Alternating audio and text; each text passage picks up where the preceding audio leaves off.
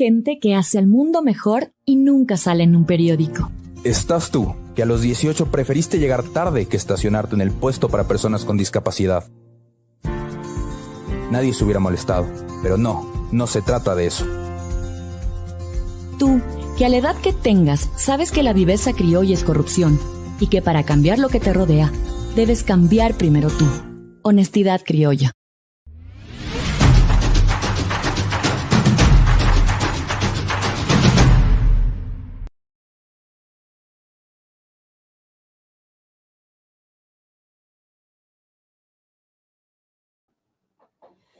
Queridos amigos, muy buenas noches. Bienvenidos a una edición más de las entrevistas de Criterios Digital.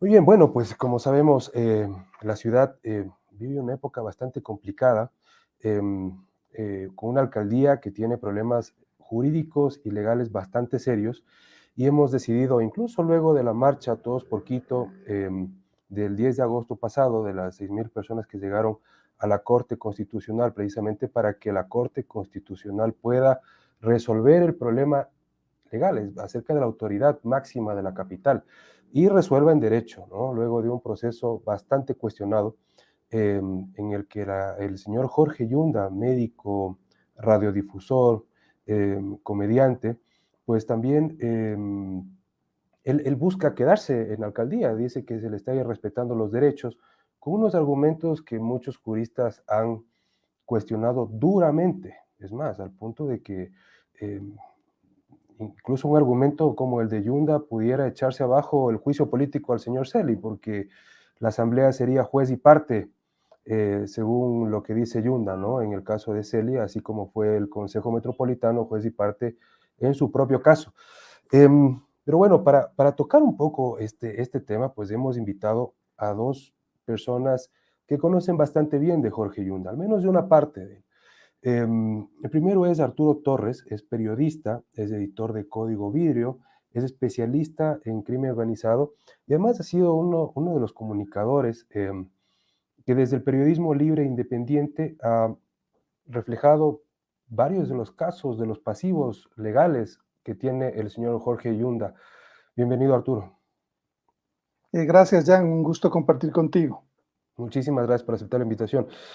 También nos acompaña el día de ahora Juan Esteban Guarderas. Él es abogado, es representante de la Fundación Lucha Anticorrupción y demandó a Jorge Yunda penalmente por un supuesto tráfico de influencias en la empresa de agua potable. Básicamente él se está exponiendo, ¿no? Como por sí mismo a través de su fundación para pues, prácticamente poner en la cárcel a Jorge Yunda, porque ese sería el fin del caso, si es que llega a buen término. Bienvenido, Juan Esteban. Muchas gracias, Jan. Es un verdadero honor estar aquí. Muy bien. El día de hoy hemos planteado el tema de los dilemas éticos y jurídicos, judiciales que tiene el médico Jorge Yunda, el doctor Jorge Yunda, porque, pues, digamos, vamos a hablar un poco sobre ética en un principio. Hay escritos sobre ética, hay miles de escritos sobre ética y también enfoques, pero al final todos estos caminos, digamos, intentan dar luces sobre ser responsable con uno mismo y con los demás, con las acciones adecuadas y justas.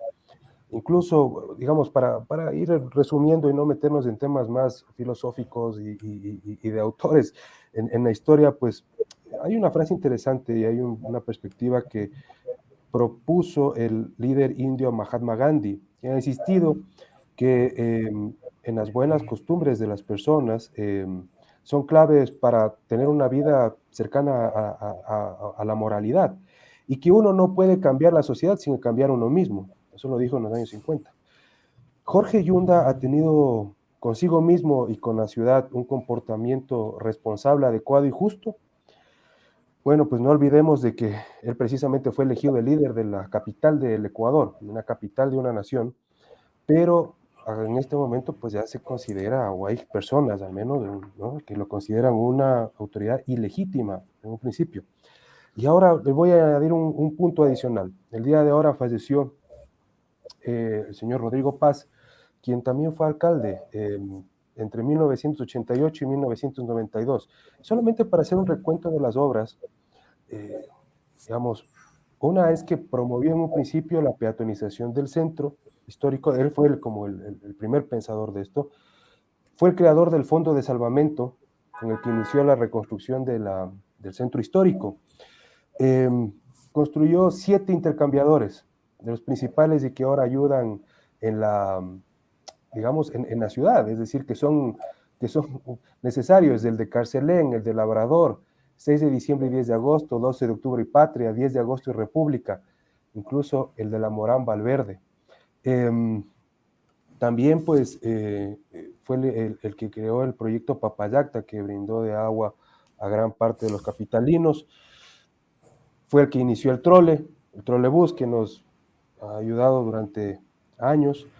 Obviamente, bueno, para los hinchas de Liga, pues fue el que inició la construcción del estadio de la Liga de Quito e hizo grandes equipos. Entonces ahí tenemos un referente, ¿no? En 4 años del alcalde Paz, pues hizo algunas obras. Y en cambio, en 2 años de Yunda, pues vemos un poco lo que tenemos enfrente. Vamos a iniciar con la entrevista a Arturo y Juan Esteban. Arturo, por favor, va primero. Jorge Yunda, en este tema de la ética, de los dilemas éticos que tiene, ¿actúa responsablemente con él mismo? ¿Cómo lo ves?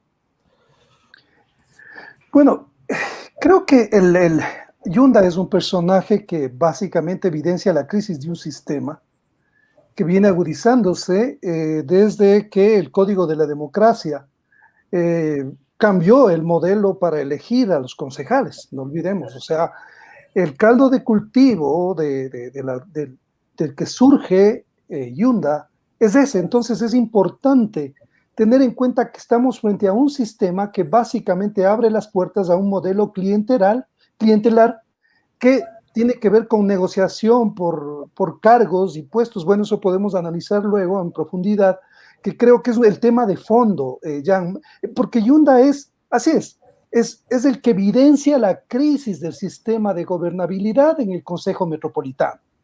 El alcalde, básicamente en este nuevo esquema, tiene y se ve obligado, ¿no es cierto?, a negociar cargos a través de las secretarías, de las diferentes secretarías. El municipio se vuelve un monstruo enorme burocrático, donde actualmente hay 22,000 empleados, 22,000 funcionarios. Recordemos que en el 2008 habían 9,000 funcionarios en el municipio.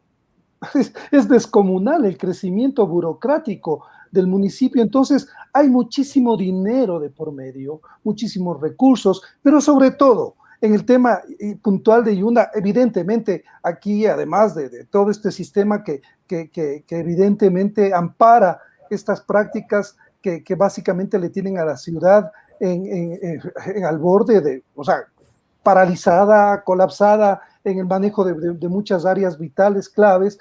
Y Yunda evidentemente ha demostrado que es muy recursivo y que no quiere dejar la alcaldía, y que no estamos hablando de ética, porque aquí no hay ninguna ética ni nada de por medio, pero creo que lo de fondo es que con este modelo, Yunda y Quito dejó de pensarse a sí mismo como ciudad, ¿no es cierto? O sea, cuando tú hablabas de Rodrigo Paz, por ejemplo, él tenía un modelo de ciudad en la cabeza, había una planificación, sabíamos, o sea, había un norte hacia dónde ir en esta ciudad, y ahora eso ya no existe más. Precisamente todo ese esquema, toda esa visión de ciudad se fue desmoronando, se fue desgranando todos estos últimos años. No es un proceso que básicamente tiene que ver con Yunda. Yunda es el que lleva esto a un nivel máximo que evidentemente nos tiene indignados o preocupados a todos los quiteños y al país entero, pero él, como digo, responde a un sistema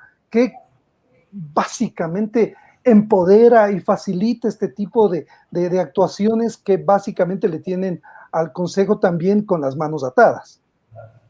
Muy bien.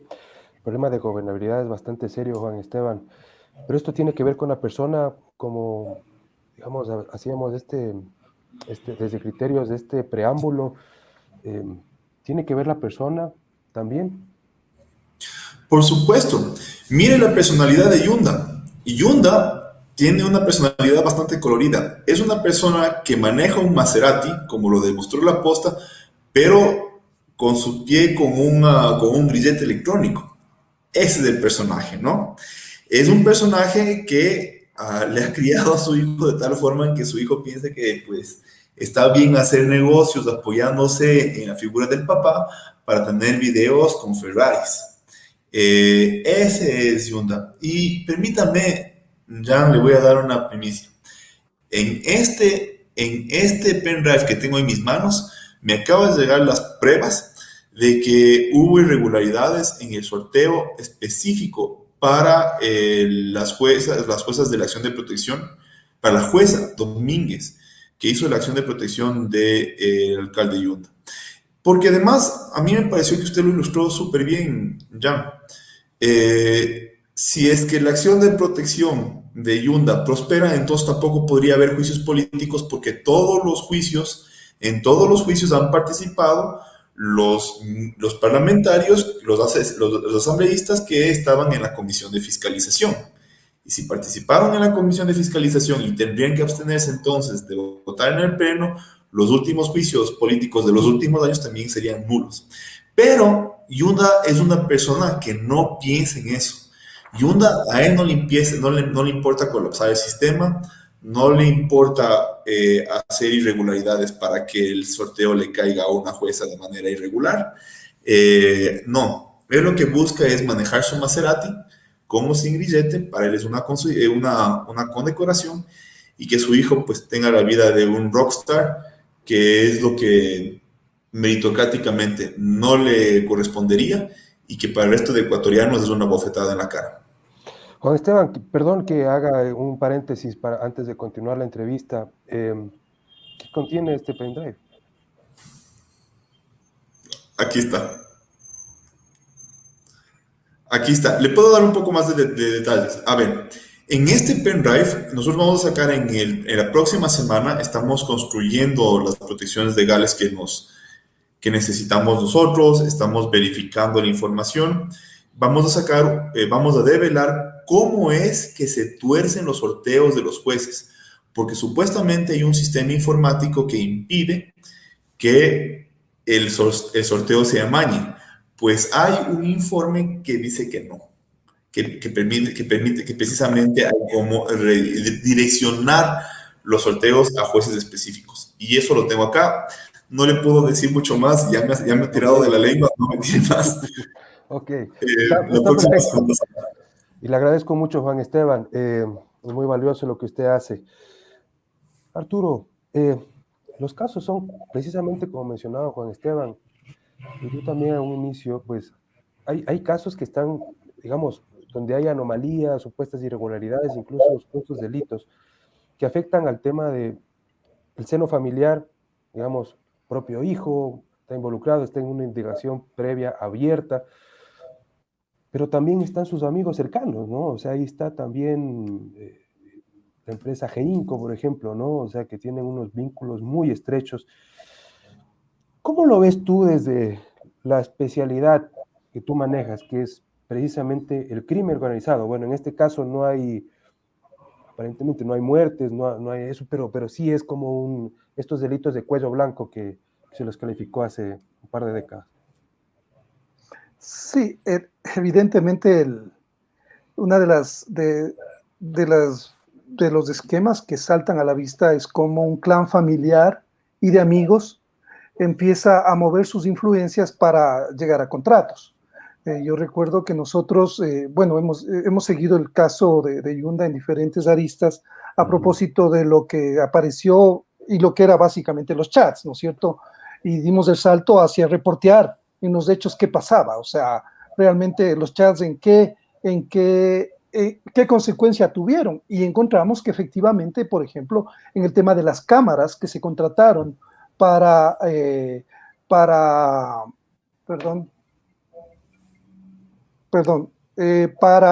se contrataron para el tema del reconocimiento facial y todo esto que era parte de un plan, Ojos de Dios, que se llamaba en el caso del municipio.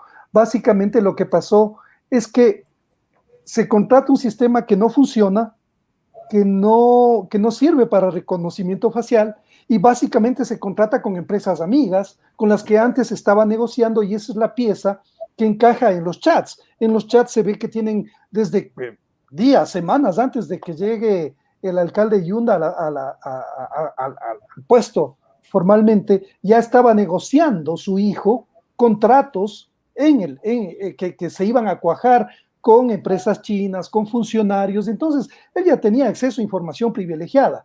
Lo que vemos es un esquema, lo de las cámaras es un hecho, cómo se negociaron, hubo todos los pasos previos con los empresarios, el mismo tipo de cámara Hikvision, todo eso cuadra, los contratos fueron por Hikvision, no había la necesidad de crear, de contratar con esta empresa, sin embargo se direccionó, tampoco...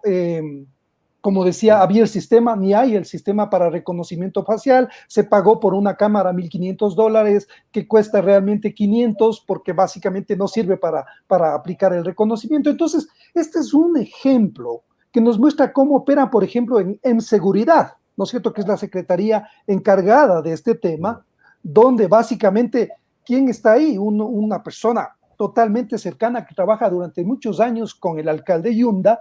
O sea, hay gente que trabaja con él mucho tiempo y que conoce muy bien cómo hacer las cosas. O sea, ellos no saben perfectamente cómo moverse, con quién contratar.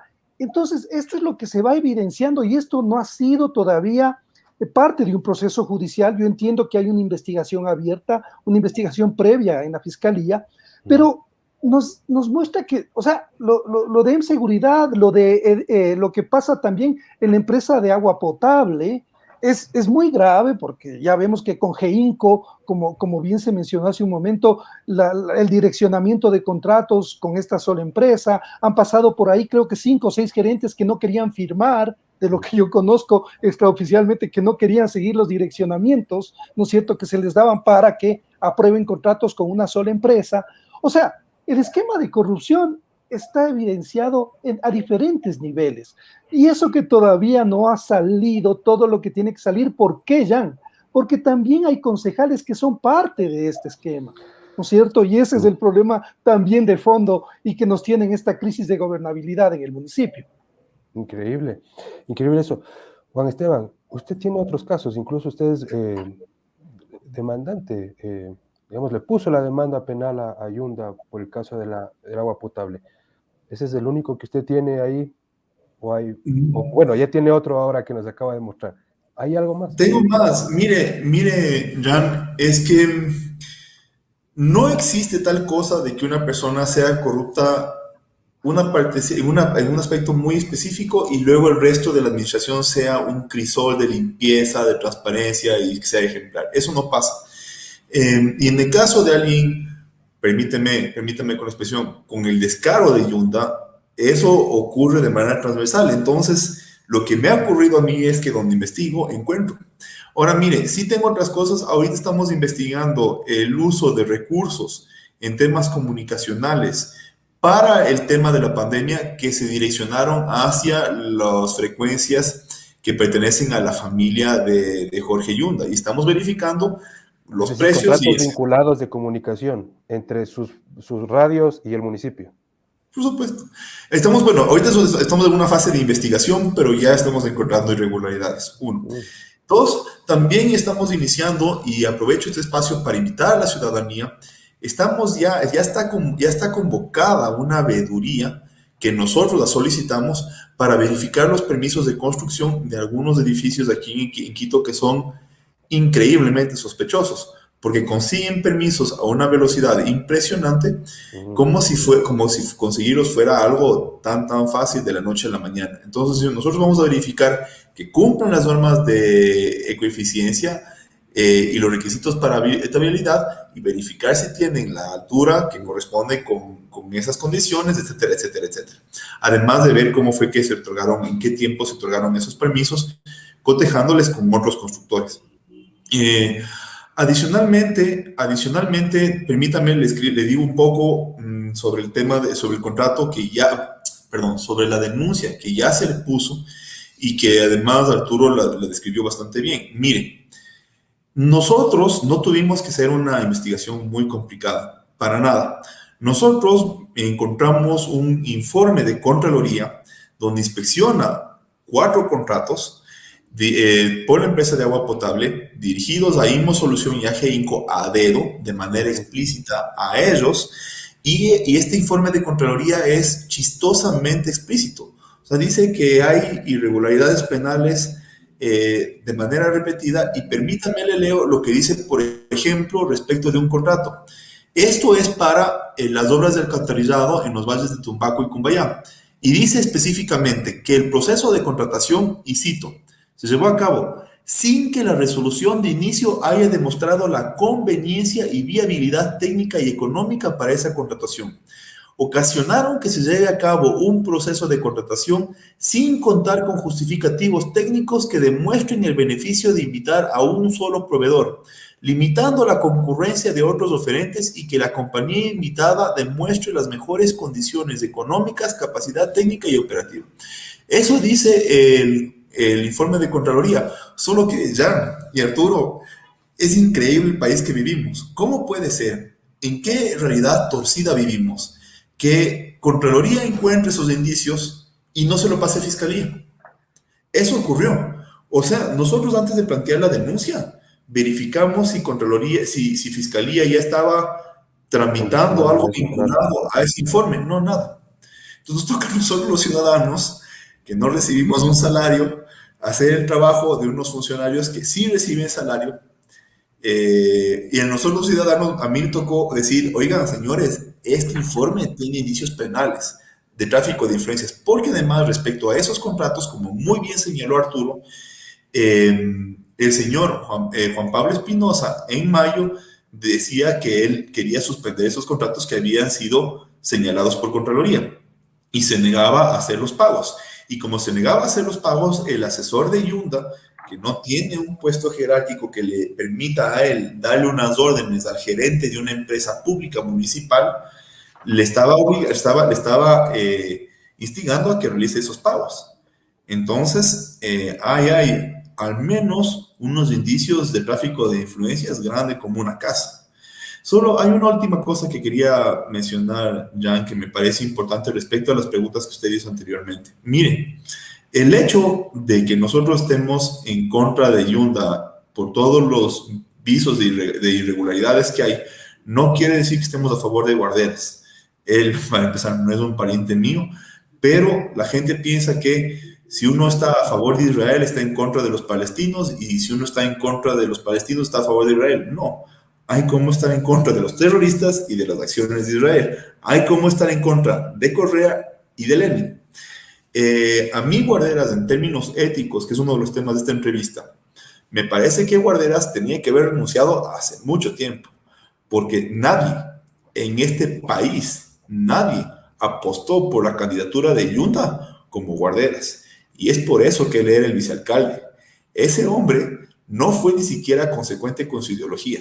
Él era director provincial del Partido Social Cristiano y saltó de manera, con unas piruetas dignas de las Olimpiadas de Tokio, a irse a una pseudoizquierda populista para apoyar a Yunda. Entonces, hay dos posibilidades. Una posibilidad: este señor pensó que como Yunda juega muy bien, iba a ser juega muy bien Ecuaboli, eso era un indicador de que sería un excelente alcalde, y se equivocó. Y entonces él, por esa equivocación, tendría que ser una persona íntegra, aceptar sus errores y renunciar.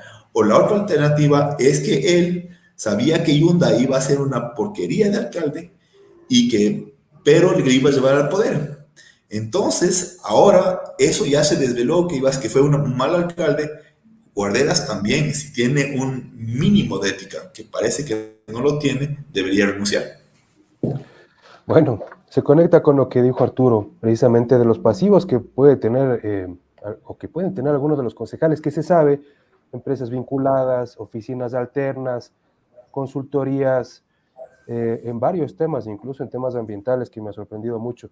En esa línea, Arturo, parece que los dilemas o los pasivos éticos no solamente están con Yunda, incluso con lo que acaba de decir Juan Esteban sobre digamos, el doctor Guarderas. ¿Cómo lo ves tú? Sí, definitivamente no hay, más en este caso no podemos poner las manos al fuego por ninguno, o sea, porque este esquema se presta, este esquema perverso de gobernabilidad se presta para que se negocie todo. Todo es negociable en el municipio en estos momentos. Entonces, lo que bien menciona, se menciona en este caso, creo que es importante tener en cuenta que el esquema de la contratación se repite, o sea, básicamente crean la necesidad, no hay informes técnicos que justifiquen las contrataciones, ya se tiene escogida la empresa de antemano y todo esto, el parapeto de la subasta inversa, ya sabemos que fue inventado este mecanismo por la Revolución Ciudadana en la cual se empoderó Yunda y él conoce muy bien todos los resortes, ¿no es cierto?, judiciales, y por eso es que actúa así.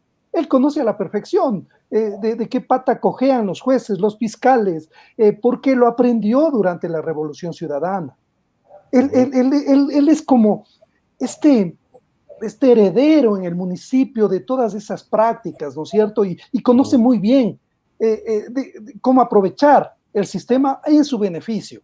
Entonces, las contrataciones todas tienen esas particularidades, aunque como digo, hay el proceso de subasta inversa en muchos de los contratos, pero resulta que todo esto, como sabemos, se amarra antes, se hacen especificaciones para que una sola empresa pueda cumplir esas especificaciones contractuales y básicamente lo que hacen es presentar una propuesta económica más baja porque todo ya está arreglado. Eso es lo que pasó en el caso, por ejemplo, en uno de los casos en Hikvision. Y también el otro tema que me parece que, o sea, para investigar el campo es amplio en todo lo que pasó en el municipio, pero fijémonos en M-Seguridad cómo funciona la tasa que ellos se nutren de la tasa de seguridad que pagamos todos los quiteños, $7 millones al año. ¿A dónde van los gastos? 60 o 70% a los pipones de la Secretaría. O sea, cuando debían invertirse en la seguridad de la ciudad, un porcentaje mínimo, creo que a la policía se le entregaron $45,000 el año pasado, $70,000. O sea, es una cosa absurda, ridícula, pero que solamente nos da cuenta de cómo se está administrando los recursos de la ciudad bajo este esquema en el cual todo se puede negociar, todo se puede cabildear, todo es sujeto de negociación y como bien se menciona, o sea, los concejales, no olvidemos, también son parte de las secretarías. Ellos son parte de esto y ellos son los que también revisan los contratos, ¿no es cierto? Y esto ha pasado 2 años y un tema adicional, Jan. ¿Qué ha ocurrido con Quito Honesto? Pregunto yo. ¿Para qué sirvió Quito Honesto? O sea, veamos los estatutos de Quito Honesto. Prevenir la corrupción, atacar la corrupción. No dijeron absolutamente nada en el tema del alcalde Yunda. Un silencio absoluto, absoluto. O sea, ¿para qué existe Quito Honesto? ¿Es un maquillaje de la actividad del municipio acaso? O sea, esas son las respuestas que necesitamos tener de este organismo. Increíble, parece que la falta de legitimidad no solamente le afecta al alcalde, no sé, al señor o al médico Jorge Yunda, sino a los propios concejales que todavía quedan ahí, incluso los 14 de la remoción, que votaron, pero luego aparecen ahí un poco extraños cada uno, ¿no? Ahí se ve como el señor Bedón, la señora Analia Ledesma, la señora Brit Vaca también, es como que cada uno se dispara. ¿Es así? ¿Cree usted que esa falta de legitimidad le está contagiando a los demás concejales, Juan Esteban? Sí, bueno, quería terminar haciendo una referencia a lo que dijo Arturo. A mí me propusieron dirigir Quito Honesto y fue divertido porque la conversación duró muy poco porque yo dije, súper, encantado de la vida en la medida en que no tenga límites de investigar el patrimonio del alcalde. Y entonces ahí me dijeron, no. Bloqueado en Twitter. No aplica. Ha sido la entrevista de trabajo más fallida de mi vida. Pero fue así. Miren, yo no he encontrado yo no he visto todavía, no quiero decir que pongo la mano en el fuego pero no he visto irregularidades en la gestión de Luz Helena Coloma. Y yo soy optimista de este país y yo no creo que deberíamos utilizar un discurso de que todos Que se son vayan iguales. todos. Pues sí, porque luego nos volvemos una especie de correístas a la inversa, en el sentido de que a mí me dolía mucho ese eslogan de todos roban. Entonces, como todos roban, cogemos el que tiene el discurso que más nos gusta. Y ese todos roban hace mucho daño. Y yo, como les digo, no puedo poner la mano por Luz Helena Coloma, pero no he encontrado inconsecuencias de su parte. Y yo no soy amigo, no tengo nada que ver con ella, pero me parece que hasta ahorita ella, por ejemplo, ha obrado bien. Yo espero que eso sea como señaló Arturo, una desestructuración del sistema político, no un reflejo de la sociedad quiteña. Y utilizar eso de todos roban, nos afecta, ya no es indicativo de un sistema roto, sino más bien de un proceso social de composición. Pero y quería terminar esta respuesta. Ya, mire, Ujú. nos ven la cara de bobos cuando nos dicen que esto es un proceso entre el norte y el sur, entre los pelucones y los pobres, entre Cumbayork y San Roque. Porque eso quisiera decir, al menos yo vivo en el centro de Quito, pero eso quisiera decir que a la gente del sur, ellos están contentos de que su alcalde tenga un grillete, que a ellos no les importa. Y eso sería súper grosero, súper grosero. No. Yo tengo la convicción, porque además conozco suficientemente del sur, la gente del sur está totalmente molesta de que hayan tantos escándalos de corrupción, igual que en el norte. O sea, en el sector de Carapungo la gente está molesta. Entonces no es una cosa de ricos contra pobres. Eso es un artificio súper irresponsable por parte de Yunda y los sectores que le apoyan para deslegitimar el proceso de remoción. Y es irresponsable porque eso nos quiebra como sociedad. Eso hace que los ciudadanos que caigan en ese juego intenten olvidarse de los procesos de corrupción, piensen que investigaciones como la mía no sirven para nada, que todo está motivado, que es todo parte de una conspiración en contra de los pobres, y eso nos fractura como sociedad. Para mí es verle la cara a los ciudadanos, a los quiteños, la cara de bobos, decirles que esto es un tema social de corte, de conflicto ricos contra pobres, norte contra sur. Escuchando también todo esto, Arturo, parece que la ciudad está también en un punto de quiebre profundo. Es decir, es como que lo que pasó en el país se está replicando, digamos, en Quito, ¿no? Es decir, hablamos de, todos nos escandalizamos de la corrupción, de la ineficiencia, como tú bien mencionabas, pues el gasto inoficioso. Entiendo que hay una ejecución de menos del 30% del presupuesto en la actualidad. Hay un exceso de agentes de tránsito, que eso no ha sido controlado ni vigilado.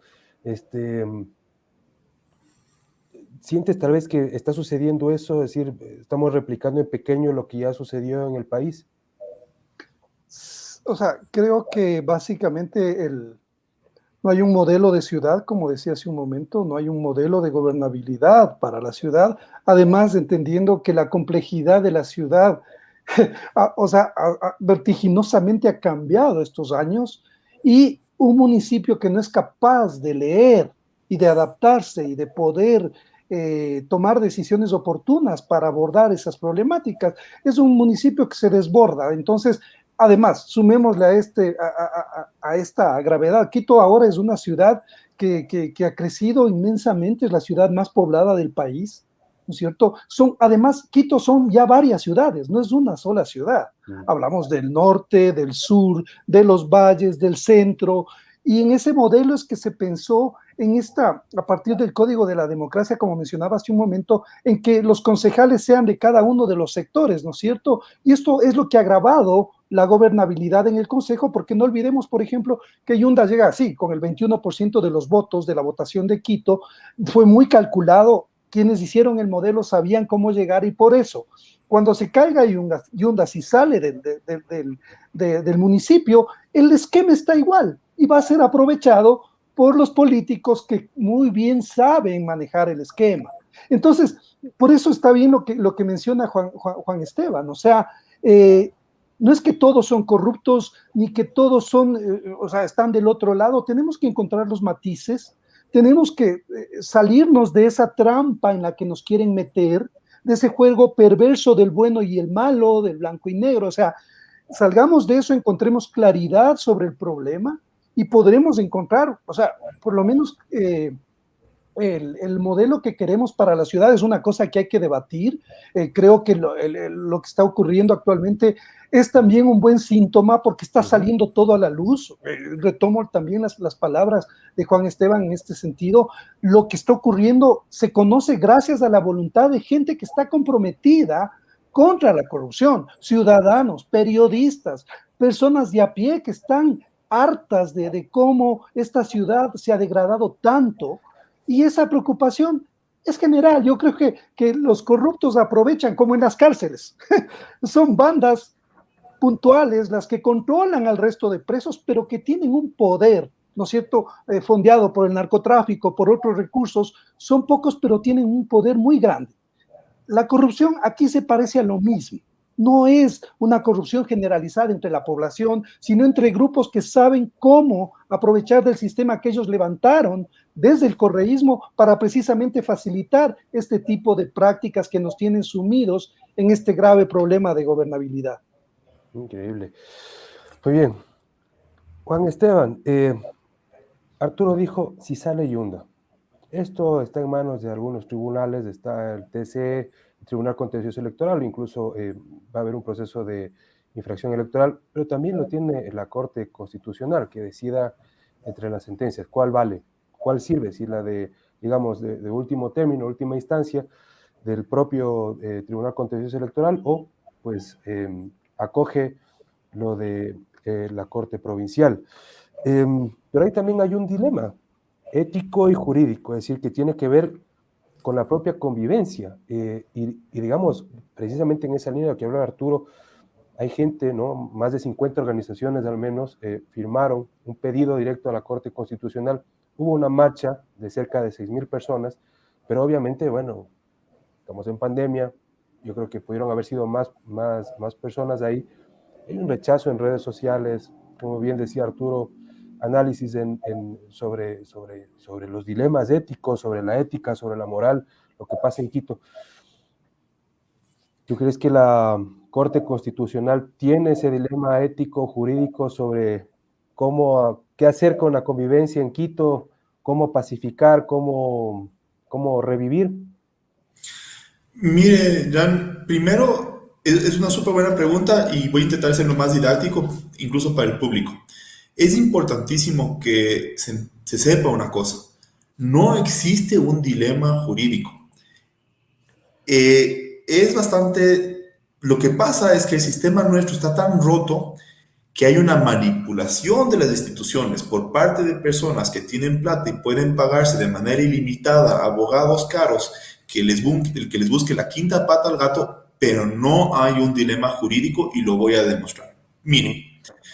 Nosotros tenemos un sistema en donde distintos derechos tienen cauces judiciales distintos. Por ejemplo, los conflictos familiares tienen tribunales de la familia y tienen unos procesos específicos particulares. Los problemas laborales, los derechos laborales, tienen unos cauces, unos tribunales específicos con unos procesos específicos.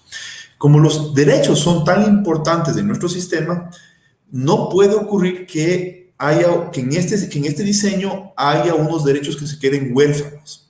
Entonces, como un elemento de cierre, como si fuera una especie de salvavidas, como una especie de red de apoyo en caso de que el sistema falle, hay las acciones de protección, lo que se llaman los procesos constitucionales. ¿Qué quiere decir esto? La ley dice que cuando no haya un proceso idóneo para ello, se puede acudir a un proceso constitucional. Ahora bien, ¿qué dice el artículo 338 del COTAD? Que regula el proceso de remoción. O sea, dentro del proceso de remoción está el recurso y se dice que la autoridad removida tiene 3 días para presentar el recurso ante el Tribunal Contencioso Electoral, quien tiene 10 días para resolver. Es decir, la ley de manera específica asigna un tribunal para que vea esas causas. Pone un proceso y unos tiempos que Arturo y Jan estaremos todos de acuerdo que no son nada lentos. 3 días para presentar el recurso, 10 días para resolver, 13 días. Eso es súper mega rápido. Entonces, en la ley está específicamente determinado el tribunal. En la ley está previsto un sistema súper rápido y además es un tribunal de última instancia. No es un tribunal de primera instancia, no. No es un juzgado de primera instancia donde hay un solo juez, no. Es un tribunal de una jerarquía bastante fuerte como es el Tribunal Contencioso Electoral. ¿De qué manera más idónea? O sea, ¿cómo puede ser que eso no sea lo idóneo? ¿Cómo puede ser que entonces se permita que de manera paralela, por la misma causa, por el mismo proceso, haya un juicio paralelo? En un sistema normal no pueden haber 2 juicios sobre la misma materia. Eso es estúpido, porque además se generarían situaciones tan locas como la que se llevó hace poco, que es que si hay 2 procesos sobre la misma materia de manera simultánea, pueden haber 2 sentencias que se opongan la una a la otra, que fue lo que ocurrió aquí en Quito. El proceso constitucional con el sorteo irregular, que ya lo voy a demostrar, tuvo una sentencia que fue favorable a Yunda y el Tribunal Contencioso Electoral, en el sistema previsto por la ley, tuvo una sentencia favorable un dictamen favorable a Guarderas. Entonces, el Tribunal Constitucional tiene que decidir cuál de los 2 prevalece. Y con eso termino. Miren, ya, un juicio político, un proceso de control político, está sujeto, tiene sanciones más leves que los juicios, que los procesos judiciales, que los procesos de control judicial. Por ejemplo, en un proceso de control político, lo que usted pierde es su puesto. Pero en un proceso de control judicial, a usted se le puede pedir que pague indemnizaciones o que se vaya a la cárcel. Como las sanciones son diferentes, las garantías son diferentes. No se puede entender que los criterios de los procesos judiciales se aplican de manera idéntica en los procesos de control político, porque lo que haríamos es que los procesos de control político sean una eventualidad lejana, imposible. No es común que haya un proceso de remoción de un alcalde. Y ahora Yunda argumenta que los requisitos son mucho más difíciles. Entonces, por ejemplo, la imparcialidad de los jueces no es trasladable a la imparcialidad de los asambleístas en un juicio político, ni de los concejales en un proceso de remoción, que son exactamente paralelos. Entonces, lo que yo quiero que el público entienda, que es lo siguiente: lo que Yunda pretende con sus argumentos enrevesados es que haya más requisitos para los controles políticos. Y yo, Juan Esteban Guarderas, como académico, como ecuatoriano, pienso que al contrario, viendo la política de este país, necesitamos más controles sobre las autoridades. Necesitamos que los controles sean una presencia bastante cotidiana en la gestión de las autoridades, para que estas personas no piensen que pueden hacer lo que les dé la gana y que nada va a pasar. Entonces, confío, toco madera, prendo una velita. Yo soy ateo, pero haría una romería al quinche si fuera necesario. Confío en que la Corte Constitucional no va a fallar diciendo que los controles políticos están sujetos a los mismos criterios y a los mismos rigores que los procesos judiciales, porque ahí perdemos el sistema de controles políticos y se ablanda el sistema de control sobre las autoridades, lo que nos daría mucho daño. Muy bien. Muchas gracias. Dos últimas consultas para entrevista y de nuevo, pues agradeciéndoles porque hayan aceptado esta invitación. Arturo, bueno, los tiempos de la justicia nunca son los tiempos políticos, pero aquí en los dos lados hay una presión enorme. ¿Cómo ves tú que puede manejarse Yunda en las próximas semanas, incluso meses? O un par de meses al menos, si es que la Corte no resuelve. Bueno, Yunda va a aprovechar todos los resquicios que tenga que tiene el sistema. Él tiene mucho dinero, tiene muchos recursos, está al frente de la alcaldía. Tú lo ves hasta el final, aguantando hasta el final. Por supuesto, él es un hombre que está dando pelea. O sea, otra cosa es que nosotros, esto es un análisis, digamos, más político, yo no quiero, entrando, ¿no es cierto? O sea, él está siendo recursivo, obviamente él está enjuiciado, tenemos un tema de las pruebas, estas PCR, que realmente eran LAMP, bueno, lo de la fiscalía, tiene varios procesos, hay una crisis política en el gobierno, la ciudad es rehén de esta crisis política, pero yo creo que, o sea, Yunda es muy recursivo, yo creo que no hay que perder eso de vista. Ha demostrado que tiene un equipo de mucha gente atrás de él, hay grupos fuertes económicos y políticos que lo respaldan, ojo con eso. Entonces me parece que no podemos perder la perspectiva también de que Yunda no está solo como aparece, él aparece como figura solo, pero realmente hay gente detrás de él que lo respalda, que tiene también poder, que son los que se beneficiaron de su poder en su administración. Entonces hablamos de empresas fuertes con mucho poder económico y estas son las que también le sostienen a Yunda, no perdamos eso de vista. O sea, creo que el foco no tiene que estar solamente en este personaje, por eso creo que no hay que perder de vista todo este contexto para entender la complejidad. Y básicamente Yunda lo que ha hecho, gracias a Dios, es evidenciar el aberrante sistema judicial que tenemos.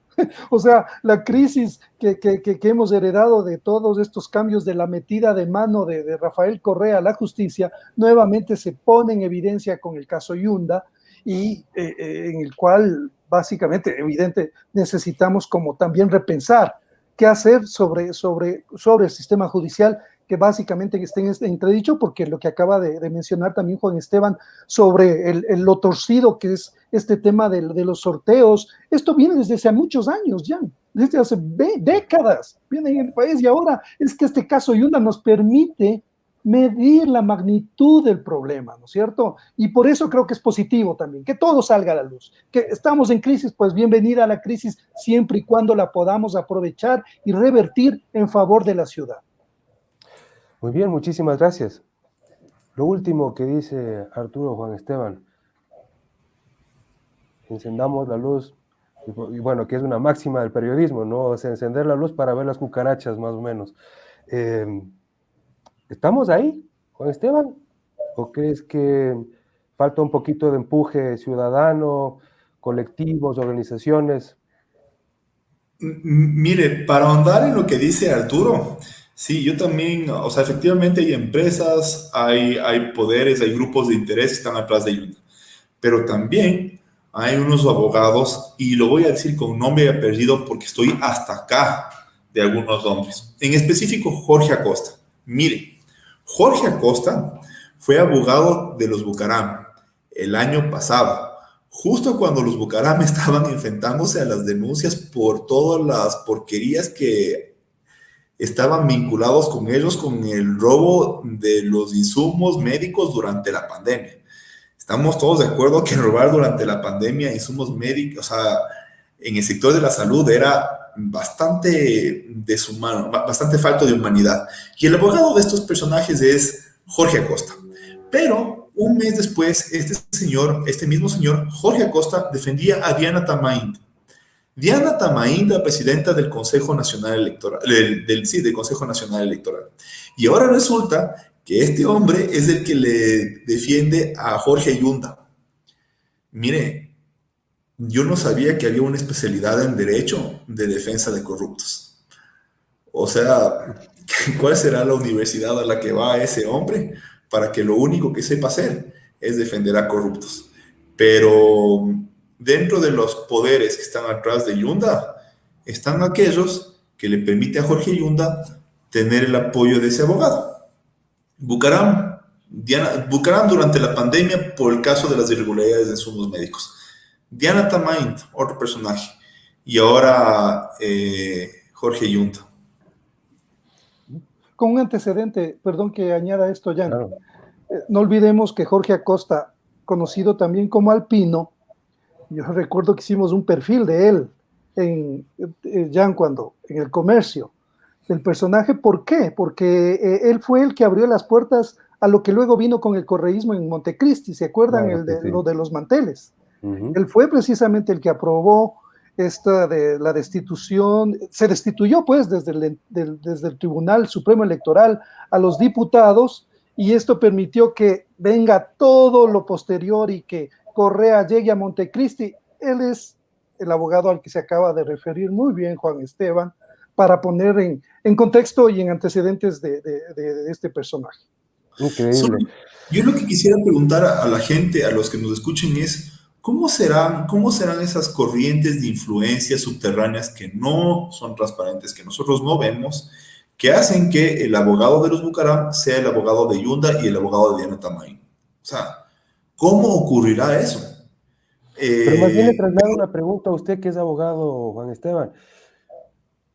El argumento de ese tipo de profesionales del derecho es que todo el mundo necesita una defensa. Sí, y todo el mundo necesita una defensa, pero aquí les doy la solución, porque eso también es bastante, vernos también la cara de bobos. Miren, yo puedo defender a un violador, y yo estaría de acuerdo a defender a un violador, o un asesino, o un pedófilo, pero no torciendo el derecho. Si a mí me toca defender a un pedófilo, voy a buscar que sea condenado por pedofilia, en el grado que le corresponda. No que, por ejemplo, se le acuse de pedofilia y de asesinato si es que no se le acusó de asesinato. Es decir, la defensa no puede ser trucha. O sea, la defensa tiene que buscar que se haga justicia. Entonces, claro, todos los personajes necesitan una defensa, porque puede ser que las acusaciones se extralimiten, por supuesto. Pero normalmente lo que ocurre es que dicen, es que todos merecen una defensa, y luego buscan que esas personas se hagan libres, ¿ah? o que tuerzan el sistema, o que en este caso que pongan de manera totalmente ilógica, rompiendo los principios básicos del sistema, una acción de protección cuando ya había otro proceso idóneo previsto para el efecto, que es el del 338 del COTAD, y así rompen el sistema, meten un caos al sistema terrible, rompen las instituciones solo para poder agarrarse el puesto. Y eso es terrible, pero a mí me parece muy importante lo que dijo Arturo. Los ciudadanos tenemos que tener la atención para no quedarnos con esto de que Yunda es el culpable y solo él, y solo él, y solo él. No, es Yunda, son sus hijos, es de su hijo, son los familiares que están como posiblemente testaferros en las frecuencias, son los abogados que lo apoyan. O sea, es tropel, ¿no? Es un tropel. Bueno, es un tema que creo que nos va a mantener ocupados a los quiteños unas semanas más, y veamos si es que la justicia pues apuesta por la convivencia pacífica de la ciudad. Muchísimas gracias, Arturo, muchísimas gracias, Juan Esteban, por acudir a la invitación de Criterios. Muchas gracias, un placer compartir con Juan Esteban también y contigo, Jan. Igualmente, un saludo a Arturo, un saludo, Jan. Muy bien, con los que nos ven hasta el próximo martes. Hasta luego.